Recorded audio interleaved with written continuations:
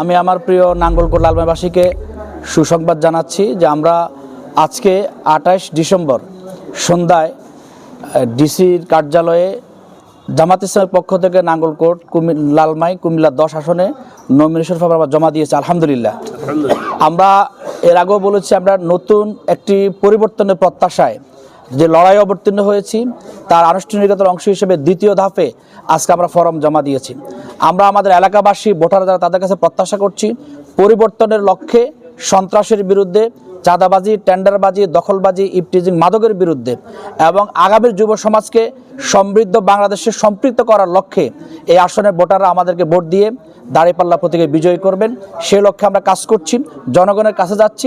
তারই অংশ হিসেবে আজকে আমরা নমিনেশন ফর্ম সাবমিট করেছি। আগামী সংসদ নির্বাচন, এখনো পর্যন্ত নির্বাচনের পরিবেশ কেমন দেখছেন?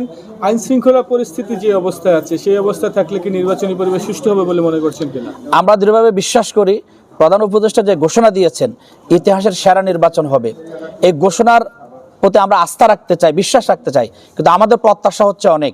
একটা লেভেল প্লেইং ফিল্ড নিশ্চিত করার জন্য প্রশাসনকে যে নিরপেক্ষ ভূমিকা পালন করা দরকার, আমরা বলছি প্রশাসনের সর্বস্তরে নির্বাচন কমিশন, পুলিশ প্রশাসন, আইন শৃঙ্খলা রক্ষাকারী বাহিনী এবং ভোটের কাজে যারা নিয়োজিত প্রত্যেকে নিরপেক্ষ ভূমিকা পালন করলে একটা ঐতিহাসিক নির্বাচন হবে।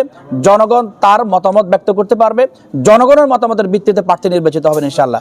এবং সুষ্ঠু একটি পরিবেশ যদি নিশ্চিত হয় আমরা দৃঢ়ভাবে বিশ্বাস করি দাঁড়িপাল্লা প্রতীক কুমিল্লা 10 আসনে বিজয় হবে ইনশাআল্লাহ।